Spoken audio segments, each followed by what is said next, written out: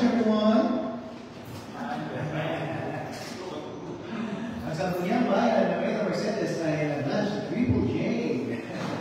So the lunch, best lunch ever so far since the start of our council last month.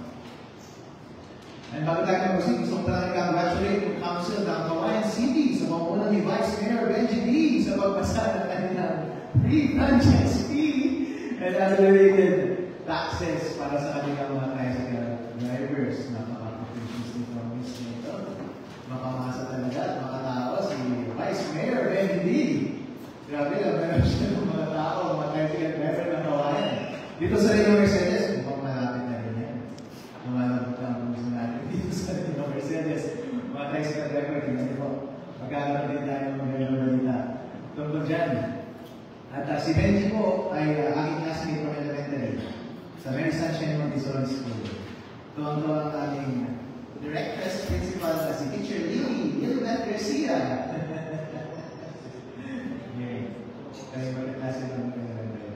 Alright? So shout out kay Vice Mayor Benjamin D. III sa inyong pagpasa ng libreng franchise fee and other related fees para sa inyong mga tricycle drivers. Lalo kayo mga mahal niyan.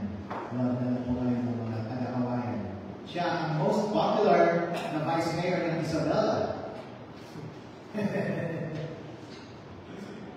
Alright, proceed na po tayo. Mr. Secretary, let us resume with the proposed ordinance for second reading. Kindly state again, please, that's solid matter. Mr. Presiding, the ordinance sponsored by the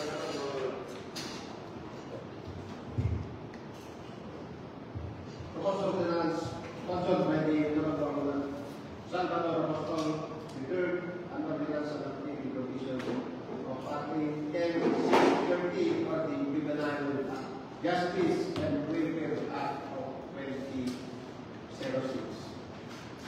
Alright. Naka-flash po sa inyong screen yung draft ordinance for second reading. For the benefit siguro ng ating mga viewers, Mr. Secretary, baka gusto natin basahin in whole kasi 2 pages lang naman ito para malaman nila yung subject matters ng ating pagkakabalihan mamaya.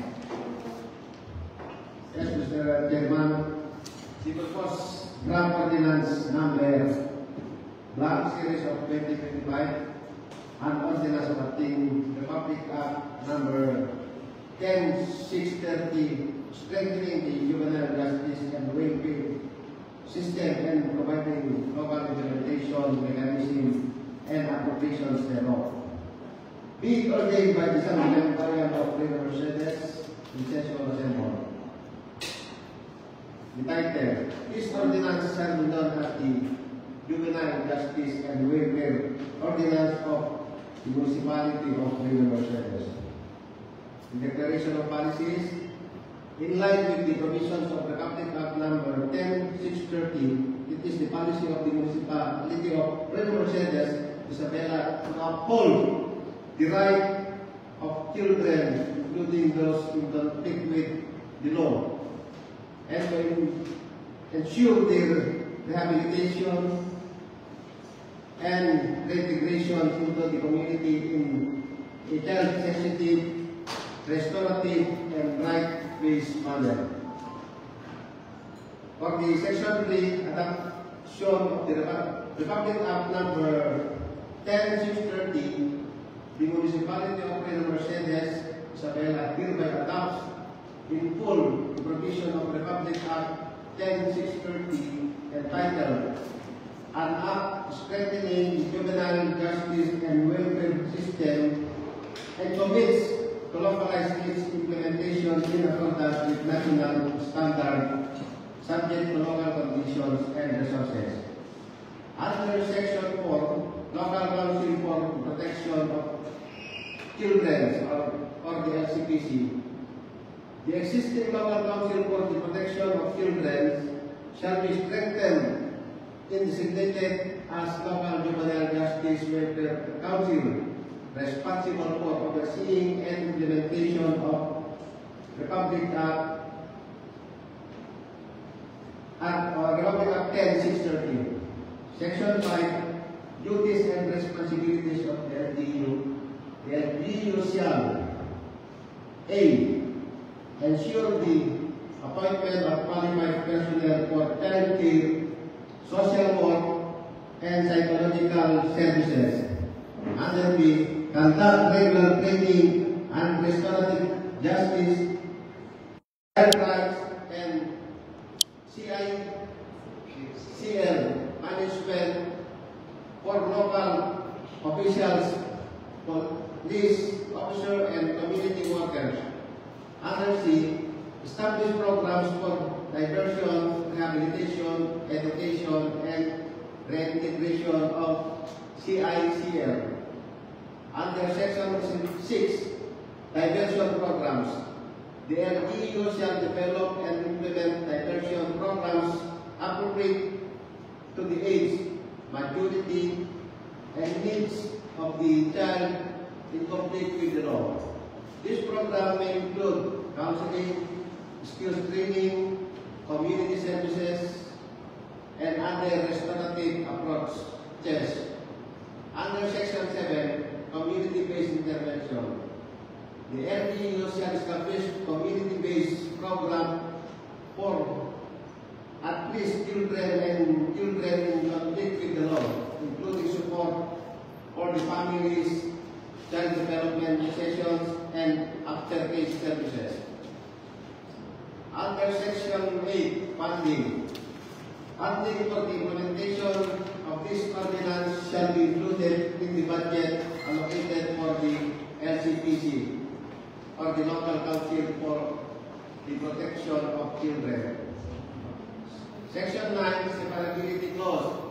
If any provision of this ordinance is declared invalid or unconstitutional, the remaining provisions not affected shall continue to be in full force and effect. Section 10, repealing clause. All ordinances, executive orders, and administrative issuances inconsistent with the provisions of this ordinance are hereby repealed or modified accordingly. Activity. This ordinance shall take effect 15 days after posting copy of this ordinance in conspicuous places. Thank you, Mr. Secretary. Alright. Bago sa pagsabi ng opening remarks, ang ating proponent dito, bago natin buksan ang floor for debates and interpellation. Yes, Mr. Presiding Officer, as I have said before we post for lunch break, the implementation of the provisions of Act 10630 is to ensure the functionality of the local council for the protection of children, and likewise to ensure that there will be programs available for children in conflict with the law and those who are at risk, and also to make sure that there will be child-appropriate proceedings to be observed. So, Alright, the floor is now open for debates and interpellation, please. Anyone from the audience speak up? Mr. Galvez. Certainly, good morning. Good afternoon. It is articulated in the proposed ordinance of the Honorable the full adoption of the Republic Act 10630. Now, my question is, yung full adoption ng Republic Act 10630 ay kasama na doon yung pagpapatayo ng House of Hope o yung sinasabi natin bahay pag-asa. In Republic Act 10630, actually, it was provided under the law that there should be a bahay pag-asa or House of Hope to be established in every municipality. But that depends on the number of CICL or CAR cases in the municipality. As at the moment, meron po tayo around 6 cases of child in conflict with the law, and the number is quite low pa, for us to establish a bahay pag-asa. But anyways, Mr. Presiding Officer, gentlemen, just in case there is a need for a child in conflict with the law to be placed under the care of a bahay pag-asa, we can utilize the nearest bahay pag-asa, which is in Kawayan, na pwede pagdalhan sa ating mga in conflict with the law, children in conflict with the law? Mr. Mayor, base sa yung experience na natin mga sa kanila, ano ba yung madalas na nasasampulan itong mga crimes na because of the Data Privacy Act, actually, I cannot provide names and I cannot provide yung mga acts having committed by children in conflict with the law. But in the recent local council for the protection of children meeting, which was held last month, mostly ang mga pinasasamputan nila are thefts, vandalism. Unfortunately, though, there was one case which involves Republic Act 8353. So in that case, yung theft or let's say vandalism, ano yung ginagawa ng ating department concerned sa mga ito? Just to para bigyan mo lang kami ng mas maliwanag kaya na functions ng ating department concerned. As specified in the draft ordinance, kung saan kailangan natin ma-establish at magkaroon ng diversion programs, intervention programs, and reintegration programs. Like for example, once a case has been reported to the police or to the Office of the Municipal Social Welfare Development, they will conduct initial study and case study, and unang-unang ginagawa nila is counseling. A solo counseling or group counseling. It is a group of youngsters involved, and also sessions para sa family. And at the same time, dumadaan ang mga bata. That depends on the offense. Sometimes kailangan nila dumaan sa anger management. They do stuff like that. Yes, Mr. Del. Halimbawa, yung minor, sakto siya sa theft. Ngayon, siyempre ang program nito ay yung rehabilitation ng isang minor involved sa kaso. So, ibig sabihin that after the counseling process, moving din sa bahay na yung minor. Yes, that's why I'm asking the Honorable Apostle with regards to that, his proposition, if there is a possibility to establish a bahay pag-asa in our locality para matulungan natin itong mga minors na to. Kasi pag-uwi ng mga yan sa bahay nila, yung environment na naman nila, malaking na naman yun. Influence sa kanila upang bumalik sila sa kanilang mag-mix sila ng the putting of a child in conflict with the law into bahay pag-asa will take a period of time. May process po siya bago pa masabi kailangan siya madala sa bahay pag-asa. That is why nagtitiwala tayo sa kapasidad ng ating police at social welfare and development office to conduct not only their assessment but at the same time the psychological evaluation of these children in conflict with the law.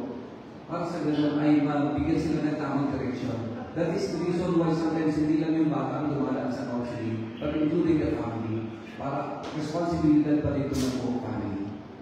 We cannot just technically detain offenders because it has to go through a process. Yes, Mr. Chair, that's why before we recess the session, I'm asking that the adoption of the RA 10630 is a national law already. It's already been implemented in all parts of throughout the Philippines. Now, may I ask the proponent, Apostol, na ano ba yung nakita mong naging weak o flow ng Republic Act 10630. That's why you are proposing this Republic Act to adopt by this honorable man. Just to ensure the effective implementation of the law in the local level, and to strengthen likewise, capacitate the local council for the protection of children, so that they come up with programs, relevant programs for children in conflict with the law and children at risk.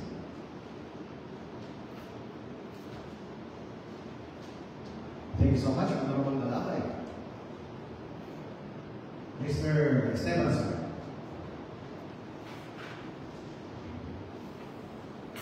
Well, it's good if by next time, since second month ko lang naman ito, if you will invite the PNP to shed light on this, because I'm sure they have this program, mga juvenile case. Kaya sila programa na kagaya para transparent. Although yung experience ni Honorable Pastor, totoo yung tama niya. Pero mas better if you will invite the PNP next time, para mas maganda naman. Kasi tinututukan nila ito yung mga PNP programa bagay. So,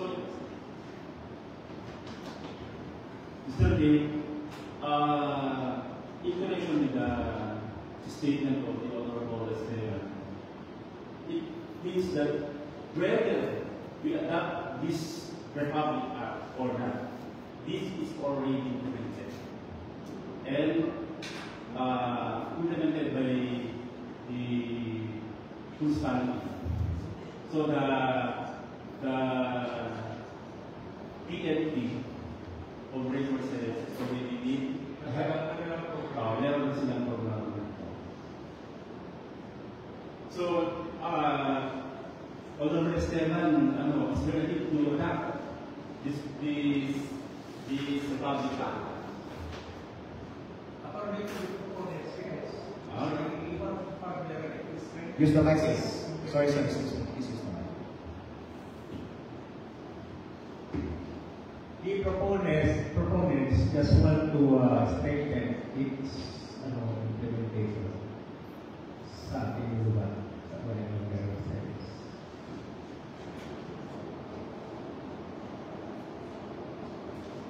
Approving it, nothing wrong naman na. Hindi naman ikaw approve. Yung meron, kung ano yung may not-approve, majority pa rin. Meron po ba may hawak na committee na nito, sir? Meron na po ba? Naka-refer po ba ito sa committee? Yes, Mr. Presiding Officer, it was actually referred to the Committee on Social Services, but I would like to involve the Committee on Women, Children, and Family on this matter. Viable pa rin po ba yung suggestion ni Honorable Esteban na meron pa hearing para may bitaan yung head ng police and social welfare?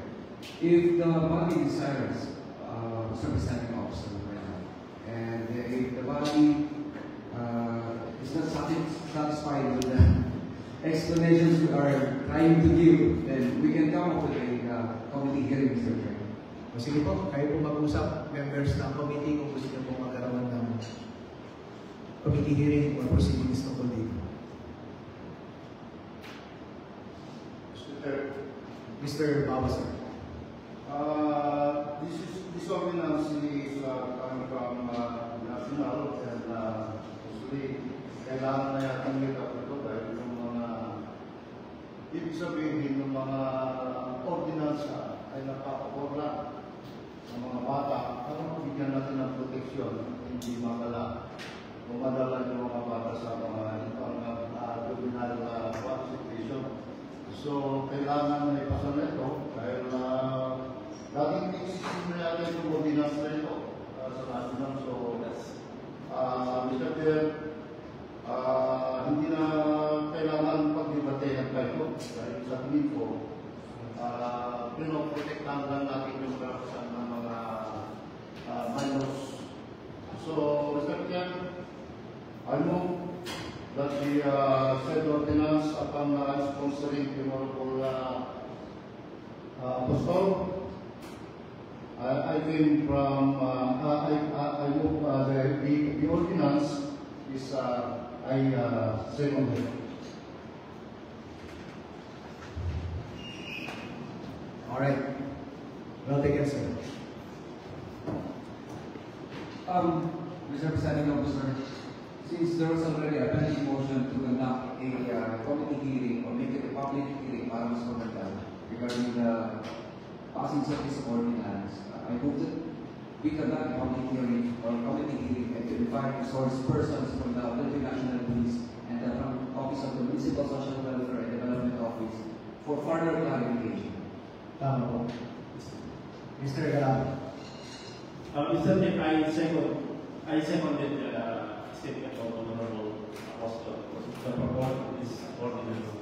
It's because kailangan natin bakit nagkakandak ng committee hearing just to pass the ordinance, the proposed ordinance, para naman natin mabigyan ng attention na maging lalong kapakipaknasa at angko sa ating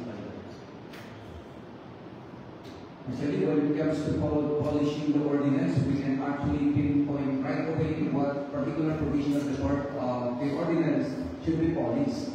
But as to the question whether to localize the implementation of Republic Act 1630 is in question, then siguro ang problema. But when it comes to polishing, if you think there is something wrong with the proposed ordinance, we can bring this up right away because we are already on the second reading.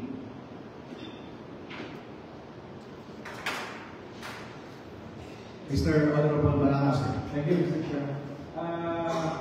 Okay, thank you. This ordinance is, sabi niya last week, national ordinance na. Alam ko sa ating bayan ba, never ba ina-adapt ito? This is the first time na ma-adapt this ordinance. Since sabi niyo, sabi ni SB Esteban, inaano ng PFP. So, ibig sabihin, it's already, ewan ko, just a clarification kung baka mamaya na kaya nga sabi ni SB Esteban na session, magkaroon tayo ng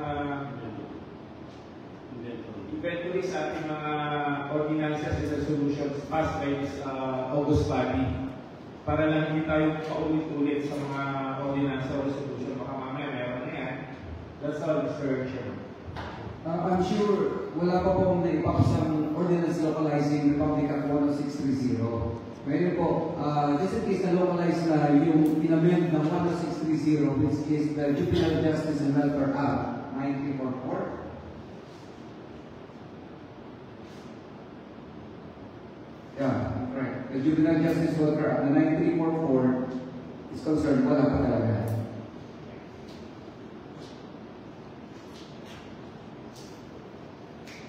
Sige po, definitely yung committee chair na may hawak nitong subject matter na ito, mag-carry out po kayo ng hearing this week.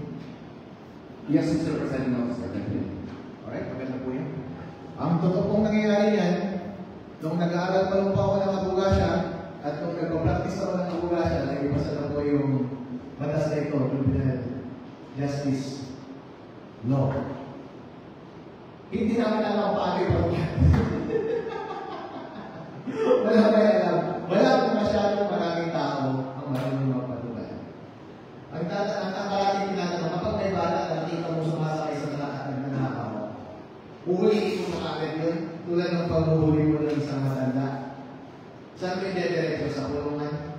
Ide-diretso mo ba siya talaga sa selda? Magkahalo ba sila ng selda ng matanda? O ide-diretso mo muna doon sa social services? Or pauuwiin mo sa bahay? Or pagdadalhin mo doon sa bahay para sa mga bata.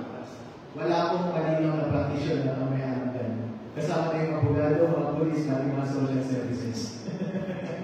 Kaya marami pong nagre-reklamo ng mga kliyente na sabi dito sa batas, hinuhuli pa rin dapat, pinaprosecute pa rin dapat, bakit hindi natutuloy sa prosecution? Bakit hindi nakukulong? Bakit hindi pinapanood ng kanilang mga magulang? Akala kasi ng tao, porket bata, ay huwag na dapat kasuhan at huwag ikulong. Excuse na dapat yun. Hindi po yun ang sinasabi ng batas. Meron lang siyang additional steps. Meron din siyang sinasabi na mayroong additional procedures na gagawin yung police, yung social services, at yung mga ipuputak na facilities. Kaso nga po, may kailangan ka kasi gawin po. Additional na desk, additional na office, hindi po nagagawa yun ng ating mga local bodies. Kaya I think mahalaga po na gawin ito para maging specific tayo sa particular na gagawin natin dito sa ating bayan para makasurupan kung mayroong nangyaring insidente involving ang ating mga kabataan. At mahalaga rin po, nagkaroon tayong hearing para mag-explain na rin natin sa police ano ba talaga yung proseso, sir. Kapag nahuli ko yung bata na nagnakaw sa loob ng classroom, sino ang unang mong tatawagin? Yung social services o yung police? Dadalhin mo ba kagad sa kulungan o hindi? Dadalhin ba natin, ipakunin ba natin doon sa bahay ng paglata o sa kulungan natin dadalhin? Matutuloy ba ang prosecution yan? Open ba sa public yung prosecution? Ang may pananagutan ng kanilang mga magulang. Kapag bata po, yung nag-commit ng kasamaan, hindi po excuse yan. So kailangan po nating humingi ng kaliwanagan mula sa ating Social Services Department, mula sa ating mga kapulisan. Tignan na rin natin kung meron tayong legal opinion na pwedeng makuha para maliwanag sa atin kung ano yung kasi po yung implementation ng batas ay nasa munisipyo talaga. Nasa munisipyo talaga dahil dito mahuhuli yung bata kapag siya ay nakipagrambolan, nagsaksakan at nagnakaw. Ano ang gagawin ng pulis? Saang desk siya dadalhin? Diretso ba talaga siya sa kulungan? Libre na ba siya? Hindi na siya ipoprosecute. Paano naman yung biktima? Yun po yung mga maliwanag natin na kailangan malaman during sa inquiry para alam ng bawat department, alam ng police, alam ng barangay tanod, alam ng social services kung anong kailangan nilang gawin. Anong desk ang kailangan nilang i-put up para makater kapag merong mga nangyaring ganitong incidents. Swerte lang tayo ngayon kasi pinaliwanag kanina ni Mr. Apostol na 6 lang yung mga insidente at mga vandalism lang. Nung panahon namin, nagsasaksakan at nagrarambulan. Buti nga, walang drugs, walang inuman, walang rape, walang sexual assault. Yun yung mga seryoso at saka masakit sa puso. Pero at least maganda po kapag handa tayo kapag nangyari yung mga bagay-bagay na yun. I think tayo pagdating sa hearing kung particular, yung question ni Mr. Galabay, yung particular na measures na kailangan natin ito locally para mabigyang buhay yung batas na ito. Dahil sa totoo lang po, marami po ang hindi nakakaintindi. Kasama na po ako doon. Mr. Bawa, sir. So, i-share ko lang ito dahil ang anak ko nakatira sa Nueva Vizcaya. Under that Republic Act 10630, may 2 bata na nagnakaw sa loob ng bahay nila. At ngayon, nung nahuli yung bata, taga rito sa Isabela, Ramon. Nung nahuli, hinuli ng polis. And after the polis ang naghuli, dinala sa DSWD. And then ngayon, pinakawalan ng mga DSWD pero under custody ng mga magulang. So, pag dinadala dun sa MSWDO, sinasabayan ng mga magulang. Yun ang mga assessment na ginagawa nila. And then, may mga agreement after the pag-uusap na yung magulang na lang ang magbabayad doon sa mga nawalang nilakaw. Hanggang pinakawalan na yung bata, pero under pa rin, tawag nito, yung custody ng DSWD para i-brief yung mga bata na sanang di huwag na ulitin yung mga nangyari. Yun lamang po ang nangyari kasi nanakawan po sila doon sa loob ng bahay nila hanggang nahuli yung 2 bata. Pero meron pa rin pagdilitis na nangyari, hindi na nakarating dito sa korte. Dito na lang sa preposition ng DSWD. Opo. Tama po yan. Madalas ganun po ang nangyayari. Ang madalas pong reklamo is, yung mga biktima, bakit walang paglilitis? Meron pa rin po dapat paglilitis. At meron pa rin pananagutan. Parang yung commitment ata sa kulungan is, ang replacement nun is makommit siya sa bahay para sa mga juvenile in conflict with the law. Ayun po. So okay po ito. Okay na yung second reading natin ngayon. Allowed naman siguro ng rules na may committee hearing in between second reading and third reading. And kung ano man yung ma-incorporate natin na amendments na pwede nating ipasok para sa third reading, kung nagmamadali tayo, okay lang din. Okay, noted on that, Mr. Presiding Officer. Committee hearing shall be conducted this week.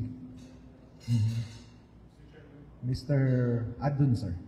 Dagdag lang po sa mga resource person, pwede natin i-request po ang Mercedes District, yung DepEd po, at saka RHU siguro, para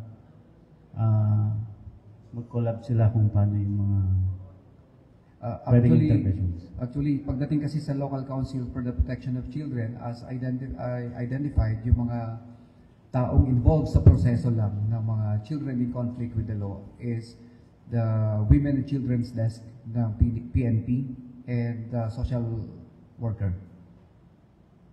The DepEd can only refer to the DSWD and the Women and Children Desk. Okay, thank you. Alright, meron pa po bang tanong, pang debate at interpolation para sa ating proponent mula sa body?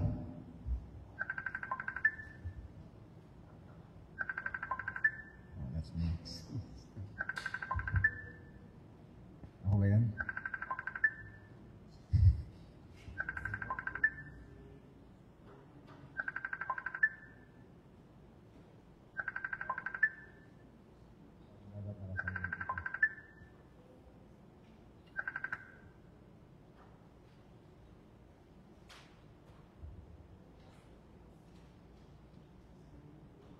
Meron po bang items para sa amendment ng ating proposed ordinance? The floor is open para sa mga amendments po.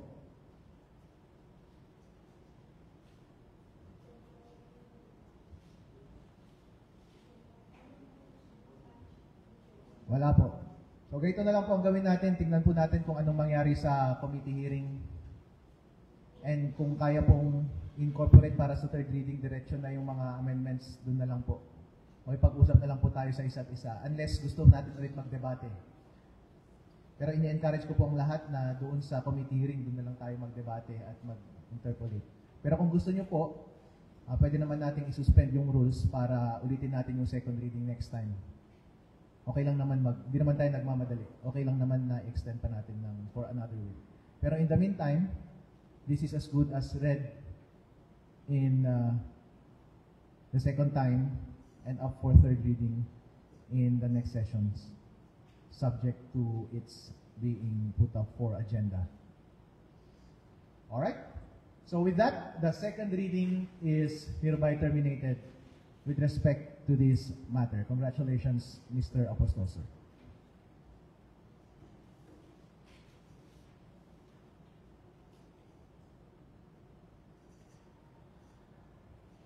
We proceed to the proposed items for third reading. May you read the first item, Mr. Secretary? Yes, Mr. Presiding. For the third reading proposed by Honorable Salvador B. Apostol III, an ordinance prohibiting the selling and promoting of junk food and sugary drinks to preparatory, elementary, and high school students inside and within 100-meter perimeter in public and private schools in the municipality of Reina Mercedes and providing penalties for violations thereof.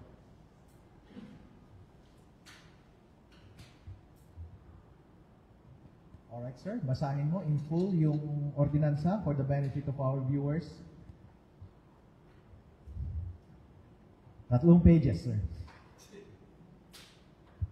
The draft ordinance number blank series of 2025, an ordinance prohibiting the selling and promotion of junk foods and sugary drinks to preparatory, elementary, and high school students inside and within 100 meters perimeter in public and private schools in the municipality of Reina Mercedes and providing penalties for violations thereof. Introduced by Honorable Salvador B. Apostol, Chairman and Committee and Heard. Whereas the Reina Mercedes government recognizes the promotion of health and welfare of our children as one of the primary concern of the municipality. Whereas, according to the World Health Organization, by limiting intake of free sugar to less than 10% of total energy intake is part of a healthy diet. A further reduction to less than 5% of total energy intake is suggested for additional health benefits. Whereas World Health Organization also stated that by eating at least 400 grams or 5 portions of fruit and vegetables per day reduces the risk of non-communicable disease and helps ensure an adequate daily intake of dietary fiber. Whereas the selling of junk foods and sugary drinks within school perimeters is still an occurring problem of the school administration and some parents. Whereas there is an existing Department of Education number 8 series of 2007 DepEd order number 17 series of 2017 reiterating the prohibition of sale, distributions, and bringing of junk foods and carbonated drinks at the school canteens. Whereas, pursuant to Section 9.6.1A of DO number 8, or the Department Order number 8, 2007, then schools are mandated to provide free potable drinking waters and hand washing facilities available for all school personnel and staff and students. Whereas, other than merely monitoring, this is an urgent and paramount need to penalize school administration and/or canteen owners and vendors within 100 meters perimeter of school premises who sells junk foods and sugary drinks. Now, therefore, be it ordained by the Sangguniang Bayan of Reyna Mercedes in regular session assembled. Under Section 1, the title, this ordinance shall be known as Reyna Mercedes Anti-Junk Food and Sugary Drinks Ordinance of 2025. Section 2, the scope. This ordinance shall cover all private and public preparatory, elementary, and high school in Reyna Mercedes, Isabela, and within 100-meter premises. Section 3, definition of terms. For the purpose of this ordinance, the following terms shall be defined as: number 1, premises. Premises include inside and outside of the school within the 100-meter perimeter. Perimeter shall be measured from the fence and/or boundaries of the school. Preparatory school shall include daycare, kindergarten, nursery, and similar school level. Junk food. Foods that are made of indigenous, natural, fortified foods product. These also include foods that are low in nutritional content and high in calories, salt and fat such as, but not limited to, cereal, instant noodles, street foods, and those that shall be determined by the Joint Task Force. Sugary drinks or the beverage.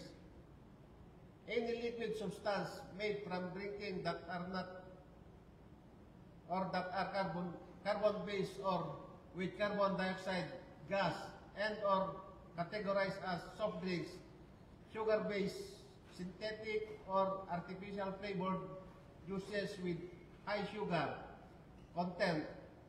This could also include drinks such as, but not limited to, palamig, soda, energy drink, fruit punches, and those that shall be determined by the Joint Task Force. Promotion. Any act of giving junk food and sugary drinks as mode of promoting, publicity, encouraging the buying of, giving samples, marketing, advertising, sponsoring, and any other act of similar nature.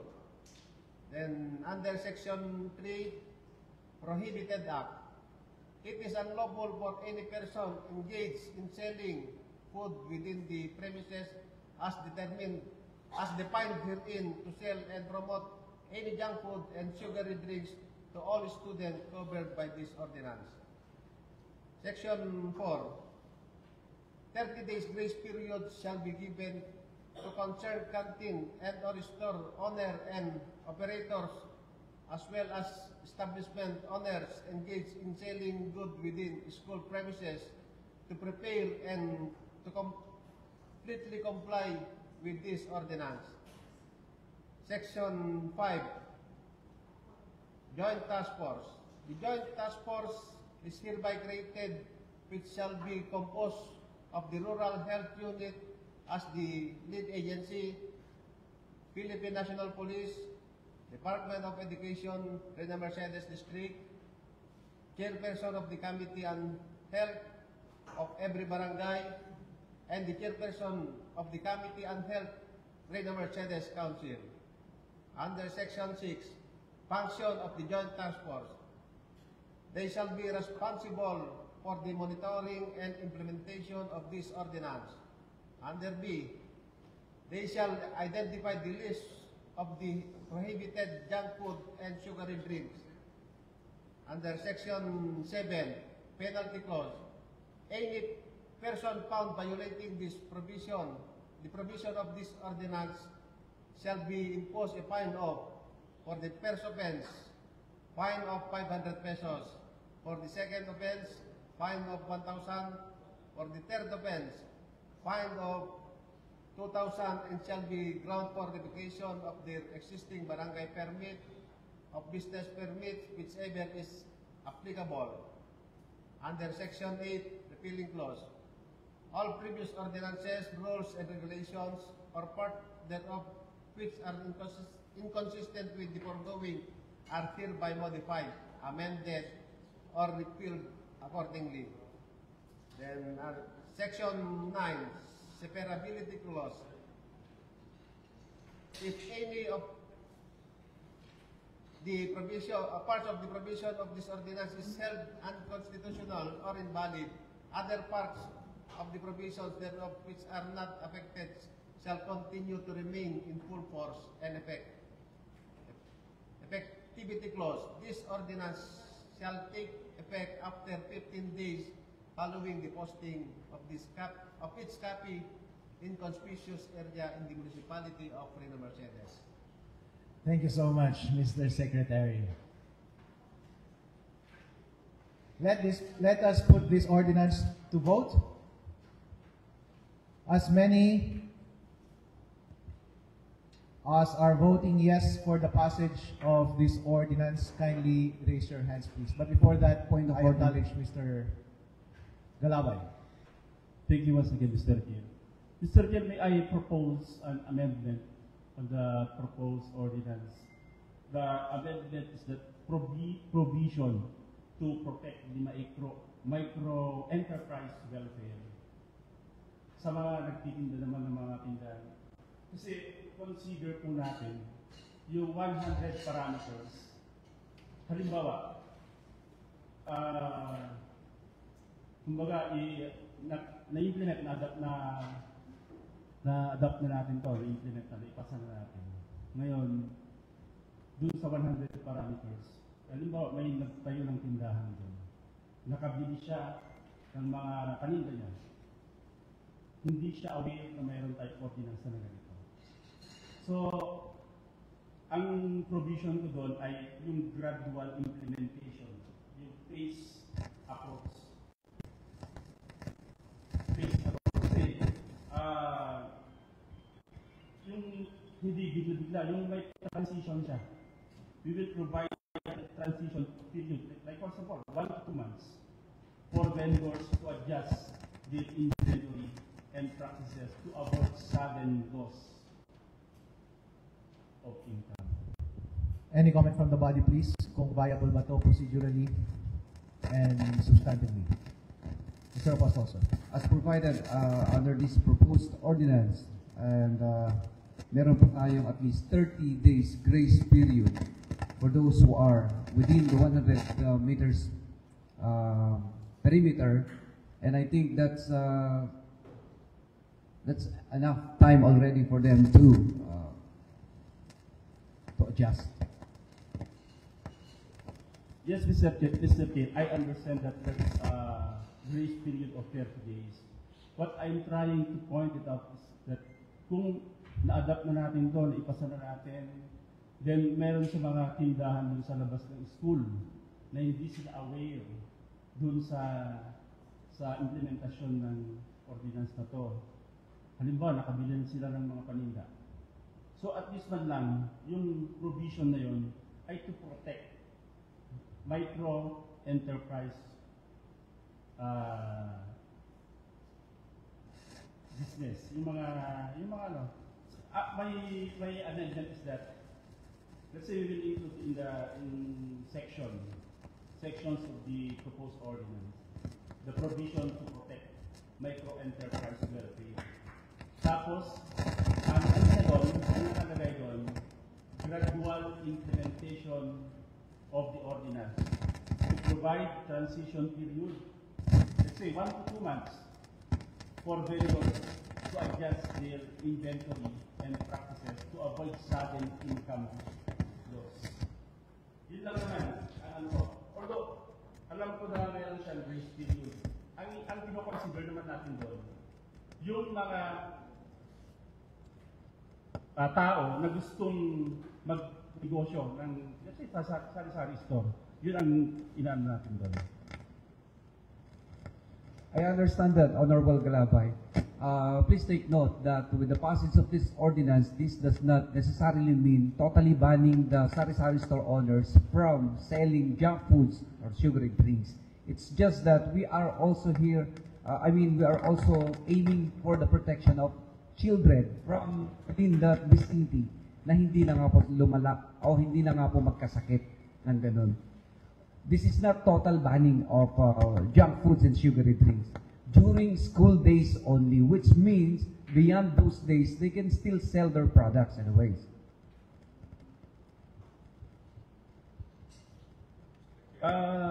I stand with my amendment, Mr. Chair, to protect the side of this micro enterprise business. Mr. Esteban, sir. Tama po yun. In order to protect our small-scale business enterprise, what if we just allow our store owners to display their merchandise? Anyway, it clearly specifies the distance from the school, 100 meters, I think, so as to avoid the loss of income sa mga kaibigan natin mga negosyante. Why not just allow them to display their nasa tao na yun kung bibili sila doon. Ibigay na natin doon sa store owner ang responsibilidad. Total may mga fines naman na dito. Hindi lang naman kasi bata mga addict dyan sa Sitseria, pati mga matatanda, gusto nila pulutan yan. Mr. Presiding Officer. Nasa kapan na. Total may monitoring team din naman yata. Yung may-ari ng kantina ang responsibilidad na dyan kung mahuli siya. Kung binintahan yung mga estudyante. Para ma-avoid lang yung loss of income ng ating mga kababayan. Mr. Apostol, sir. Wala naman po tayong nakalagay na provision sa ating proposed ordinance na nagsasabing it take away lahat ng mga nakadisplay ng mga chichirya and sugary drinks sa store. Wala pong sinasabing ganon. Ang sinasabi lang po dito sa ating ordinance is that not to sell sugary drinks and junk foods to children, especially during school days. And when it comes to the proposal of Honorable Galabay to make it gradual, yung transition, siguro napakatagal na nung 30 days grace period for them na makapag-adjust. ang pagpasa po natin ng ordinance na ito ay hindi para patayin din po yung negosyo ng ating mga micro and small enterprises. Binabalanse din po natin ito.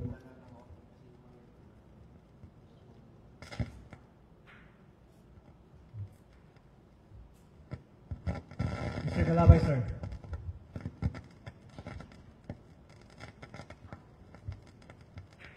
Yes, Mr. Chair. Yun lang naman, kung siguro pwede nating ilagay din sa provision ng proposed ordinance para hindi naman sa, kung, kasi, yung parang grace period. So, gawin natin na, provision to protect this micro enterprise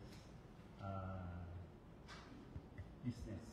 Kung, if the body wishes to adopt it, the amendment, then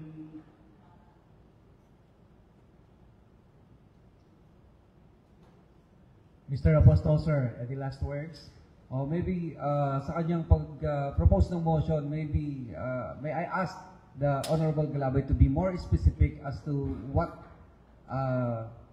provision would you like to add so that we know hindi lang basta gawing gradual.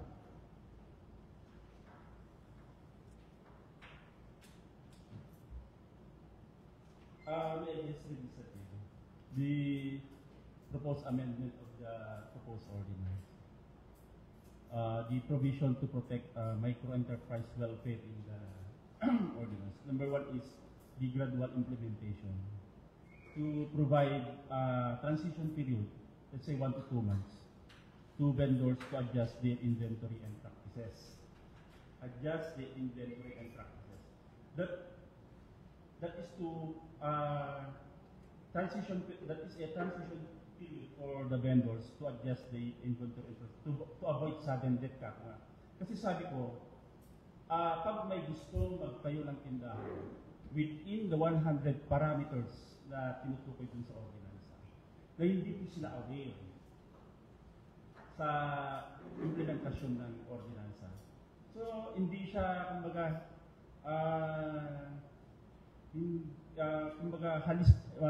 hindi, ang tawag dito, yung,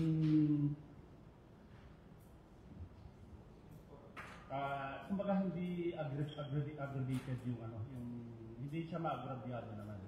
Binibigyan siya ng pagkakataon na mag-adjust, then after 1 to 2 months, pwede na siyang, pwede na niyang the store is already governed by this proposed ordinance. Then second is that promotion of healthy micro-enterprise alternatives, that is to assist vendors in repackaging or reinventing their products to meet healthy foods. Like for example, yung low sugar, baka mayroon program ang ating DOLE sa paggawa ng mga low sugary drinks. Sa pagkain naman, instead of fried, baka mas effective yung bake naman siya. So wala siyang oil. Then access to support and incentives. Ang gusto ko naman mangyari doon,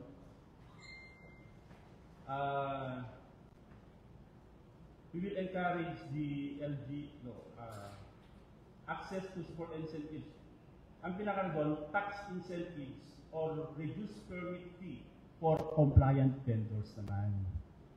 Para naman sila, meron silang yung pagpapatupad ng ordinansa ay lalong magiging may encourage sila. I think the gentleman would like to come up with is trying to come up with another concept of an ordinance, but as to the proposed ordinance just for this matter, I don't think it has going to be that complicated pa, Mr. Galabay. So if you just wish to at least include in the provisions na magkaroon ng transition period of at least 60 days grace period, maybe we can just amend section number 4 of this proposed ordinance kung saan 30 days ang hinihingi dito na grace period. We can actually make it up to 60 days if that will satisfy you po and the other members. And I think that 60 days would be sufficient na para makapag-adjust po ang ating mga vendors. But when it comes to yung mga vendors na hindi pa aware dito, that's why we have this joint task force to do IEC campaigns, and we even ask the support of the barangay officials to help us disseminate this information. Ito rin po ang rason kung bakit tayo nagpatawag ng public hearing last time. Unfortunately, none of them appeared before this body. So makikipagtulungan po ulit tayo with the Liga ng mga Barangay to help us disseminate this information. Mr. Chair, Honorable Esteban, sir.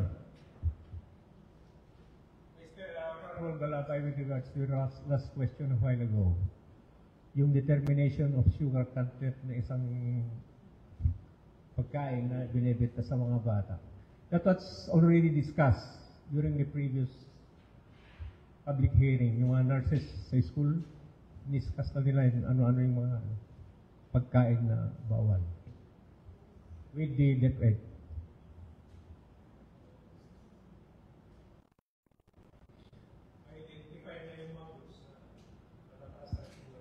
Excuse me, sir. Please use the mic, sir.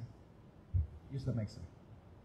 Yung mga kwan, pinayagan ng DepEd na ibebenta, na pumayag din yung mga taga-DOH, identified na yung mga goods na ibebenta sa school na bawal, yung matataas ng sugar. There is a certain percentage na pinayagan.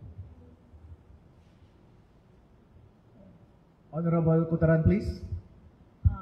SB Apostol, di ba ang title ng ordinance is Reyna Mercedes Anti-Junk Foods and Sugary Drinks Ordinance? Ang sentro mo lang ba sa mga liquid na sugary, or paano yung, di ba consider natin na yung drinks is liquid? Paano yung mga solid na pagkain na matatamis like icing candy? Sa liquid ka lang ba? May kwan sa sentro na sugary foods para sa bata? Yun lang bang dapat ibawal? Before you proceed, Mr. Apostol, I assume you are aware with the procedures. We're on the third reading. It will be up to you if you want to indulge the question. Okay. Since all these issues have already been raised during the public hearing last time, as mentioned by Honorable Edwin Esteban, I think that was answered already last time, Madam. So, I think, Mr. Presiding Officer, I now move that we put this into a vote. Alright. Okay, ganito po. Para ma-accommodate yung gusto ni Mr. Galabay, alright, before I say my piece, Mr. Bawa? Second motion, we recommend the proposal, the proponent.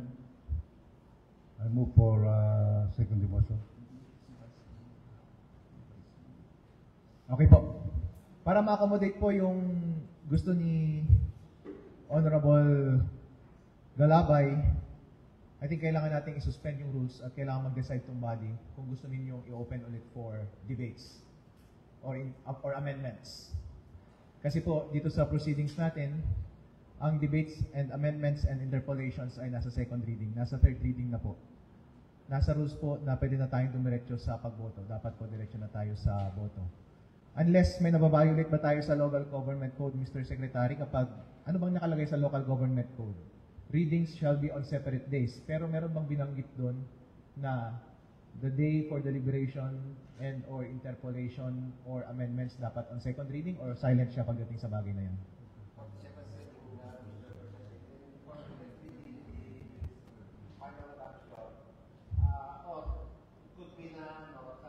If there's no such question, pwede na rin i-approve sa second reading. But the regular way is audited is for the final adoption. And maybe there is some amendments but very minor na lang yung amendments. Yun po. Yun. The amendments may be typographics or the phrases that could be used or might be used as the provisions of the proposed ordinance. Yun lang po yung alam ko na minor na amendment na check na lang doon. Pero yung mga major, as said a while by the proposing gentleman, it's already discussed before the second reading and during the committee hearing. That's all, Mr. President. Alright, i-assume natin na meron tayong leeway today na i-suspend yung rules kung ma-move yun para lang ma-reopen at ma-accommodate lang yung amendments and propositions ni Mr. Galabay and yung question ni Honorable Cutaran. Let's put it to vote to suspend the rules just so we can open the floor for debates and amendments again on this reading. So as many as voting yes to an assumed motion that the rules be suspended so that the floor can be open for debates, interpolation, and amendments and other further questions, please raise your hand. 1, 2, 3, 4, 5, 6, 7, 8, 9. As many as there are present, they wish to suspend the rules. All right, let us accommodate the pleasure of Honorable Galabay. With respect to the specific amendment, sir, or point of debate or interpolation. And Mr. Honorable Apostol will indulge you.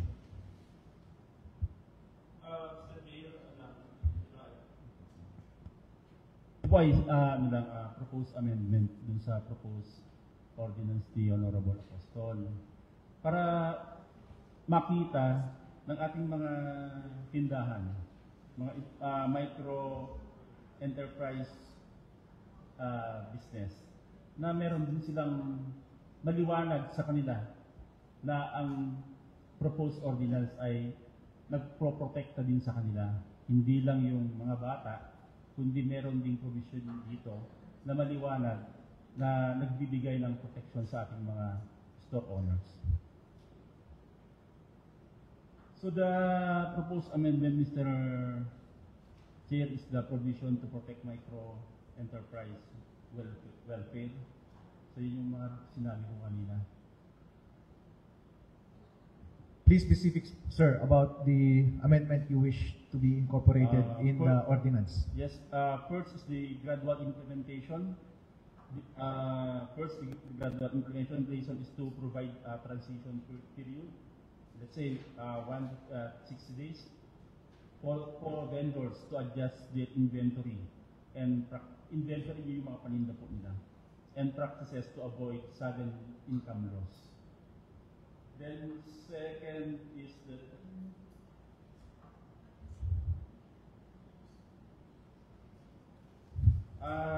pwede sila, ma-encourage po sila na yung capacity building and education. Siguro doon na lang tayo mag-ano mga Mr. Phil, kahit isa lang, yung gradual implementation. 60 days. 60 days, Mr. Phil.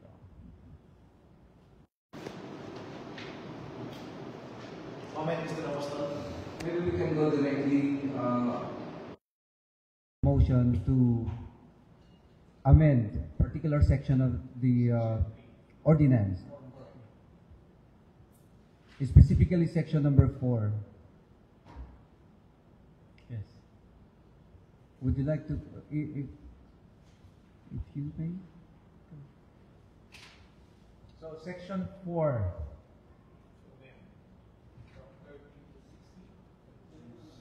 So we will amend from 30 to 60. Mr. Galabay?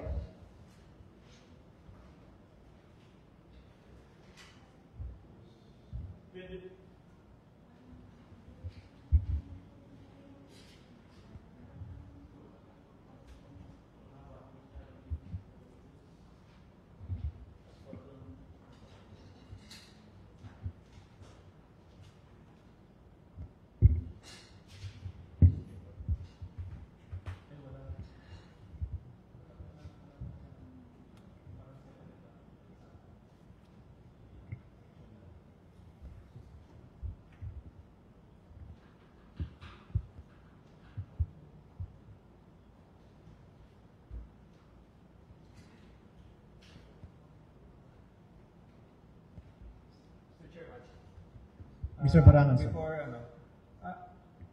based sa sinabi po ng ating proponent, Honorable Apostol, ang sabi niya naman na yung pagtinda ng junk food within 100, hindi naman total banning. Baga ang mga store na within 100 meters ay pwede pa rin mag-display, right, Mr. Honorable Apostol? Ng mga junk food. Yes. They can display their products, yung mga sugary, yung mga junk food, pero bawal silang mag-dispense, magtinda. That is yung nilalaman ng ordinansa. Pero syempre, minsan kasi yung mga ordinansa, pag sinabi mong batas, minsan they take it general na kaagad yung parang bawal na lahat.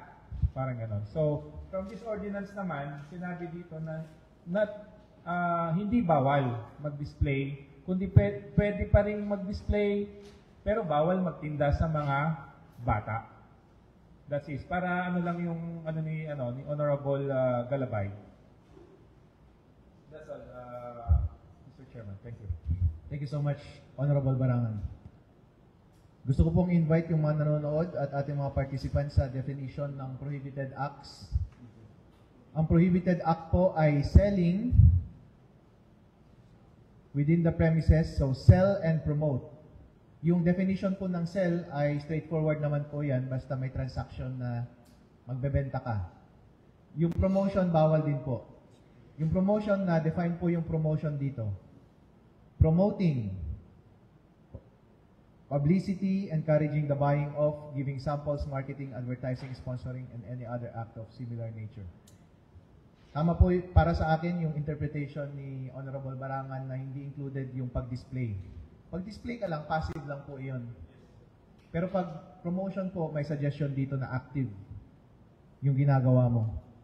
So halimbawa, bata, halika dito, bili ka. Yun, bawal yun, promoting yun. O kaya merong sports event, tapos may nag-sponsor, naka-display yung kanilang billboard, or nag-distribute ng leaflet, or ipina-announce yung pangalan nila, yung isang particular brand, yun, promoting po yun. Any active mode ng publicity and promotion, yun po yung bawal. Pero yung pag-display po, yun po. Okay lang po.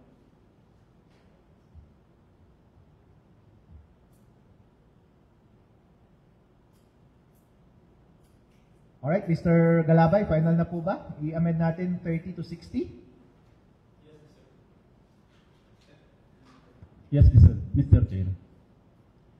Gusto mo bang magkaroon ng dalawang versions na lang na i-put up natin for vote, Mr. Apostol? Para diretso na tayo sa vote today, i-vote natin yung unang version, yung version mo 30 days, and then yung version ni Mr. Galabay na 60 days. Ganun na lang po. Bukod dyan, Mr. Galabay, meron ka pa bang gustong ipa-amend? Wala na po, Mr. Chair. Yung question mo kanina, Honorable Cutaran, ano po ulit yun? Para masagot ni Mr. Apostol.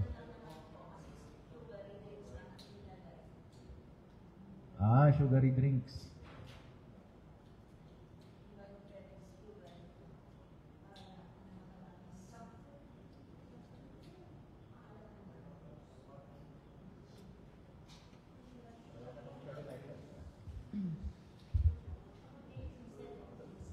Junk food and sugary drinks.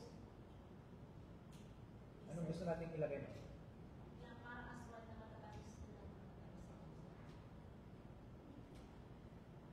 Comment, Mr. Apostol. Okay, Nasa sayo daw. sa akin lang. Kasi pag sinabi po natin junk food, di ba? We go back to the definition of junk food, which is foods that are not made of indigenous, natural, fortified food products. Kapag sinabi din po natin sugary drinks, it was well defined din. Tapos ipapasok po natin yung matatamis like candies. Pwede din po technically, but not limited to what is specified in the definition of the junk food and sugary drinks. Kung ako po yung nagtitinda, pinagbabawal ko yung matamis na inumin, pero meron ding matamis na candy. Papayagan ko po siya sa candy. Hindi po ba common sense din po minsan na gagamitan natin ng common sense na bawal ito sa'yo. But just to be very specific with this ordinance, sugary drinks and junk foods. Pero yung junk food, medyo general ang dating. So, pwede po nating maipasok siya doon. Technically. Yes po. Mr. Galabay, sir. Yes, Mr. Chair. Maraming salamat po ulit.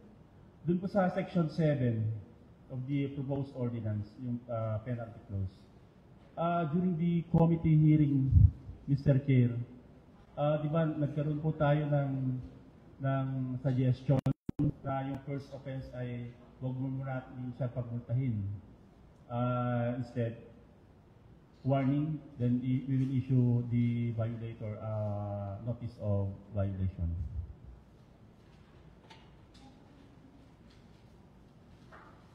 Yes, Mr. Presiding Officer. Actually, I was waiting for Honorable Bawa to raise his motion. To raise his motion regarding the Section 7 or penalties before the approval of the ordinance. Mr. Chair, sorry. Mr. Bawa, sir. Honorable Chair, patungkol dito sa mga pinagdadebate ngayon, tungkol dito sa sugary and junk food. So parang nawawalan yung isip ko dahil nablablang ko. Dahil nakikita naman natin na may mga school activities din, yung mga school, yung parameter lang na pinagdadabetehan dito is 100 liter. So sometimes, there are programs not outside the school na like a Christmas program ng mga student, graduation, recognition, pero ginaganap dito sa ibang barangay. So, kasali pa rin ba dito sa ordinansa na ito? School activities na ito na ipagbawal lahat yung mga sugary and junk foods na benta. Dito sa ordinansa nito. Nalilito nga ako dahil ito, may sometimes yung mga activities outside the school. Ginaganap dito sa iba yung barangay na may community center. Pagbawal ba natin lahat na magtinda yung mga tawag nito, mga micro-enterprise na magtinda dito sa harapan ng center, halos balgot na ng buong community center yung mga nagtitinda doon. So sakop pa rin ba sa ordinansa ito o hindi? Point of interpolation, Mr. Apostol. Technically, yes po. Because ang tinutukoy po natin dito yung perimeter sa school. Supposedly, ginaganap kasi talaga yung program within the school. But due to the limited capacity wherein they need to transfer to a bigger venue, technically, school matters pa rin po yun. Covered pa rin po sila ng ordinance. Okay, thank you sa pagpapaliwanag, Honorable Apostol. So, Mr. Chair, I will move to amend Section 7 of the ordinance, the penalty clause. There are stated 500 in the first offense, 1,000 for the second offense, and for the third offense is 2,000.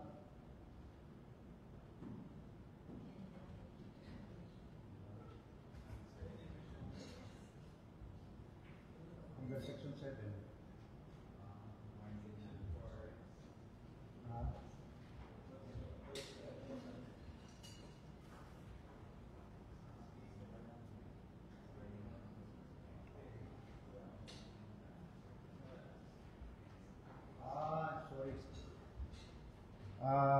For the ordinance under Section 7, so warning lang dun sa 500, and then from second offense is 500, and for the third offense is 1,000. I second the motion, Mr. Presiding Officer. All right. The version of Mr. Apostol is hereby amended to read as follows. Section 7, penalty clause. Any person found violating the provisions of this ordinance shall be imposed a fine of first offense, a warning. Second offense, fine of 500. third offense fine of 1,000, third offense fine of 2,000, and shall be ground for revocation of their existing barangay permit or business permit, whichever is applicable. Any more points of debate, interpolation, or of amendment?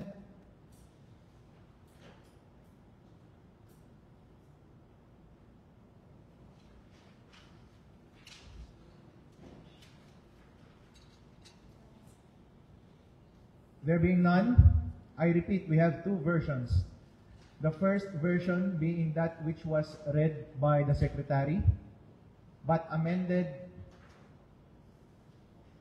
in Section 7, as I have just mentioned. The version number 2 is that which is proposed by Honorable Galabay, with an amendment under Section 4, amending the words 30 to 60, from 30 to 60 days grace period. We shall first put to vote the first version, the version of Honorable Apostol. As many as voting yes for the passage of this ordinance, as per the version of Honorable Apostol, kindly please raise your hand.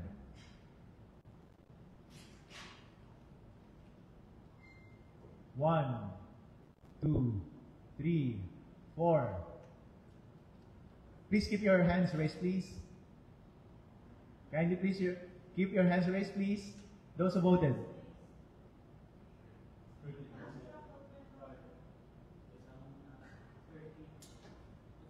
All right. I will mention the names because hindi unanimous eh. All right. Please keep your hands raised, please, para mabasa ko po yung pangalan ninyo. Number 1, Honorable Adun, voting yes. Number 2, Honorable Cutaran, yes. Honorable Step Guntapay, yes. Honorable Apostol, yes. And Honorable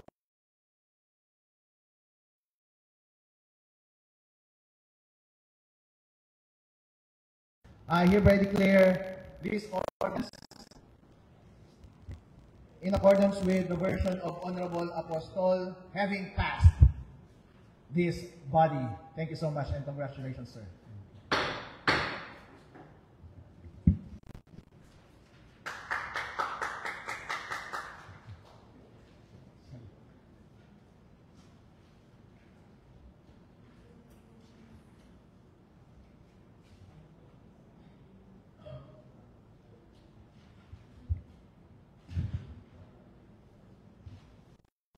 To the next item, Mr. Secretary, please. Or before that, let's have a recess for 5 minutes. I think medyo napagod si Secretary sa kanyang pagbabasa. Maghanap tayo ng other technology sa pagbabasa. Medyo mahaba-haba yung basa. 5 minutes po. We're on recess.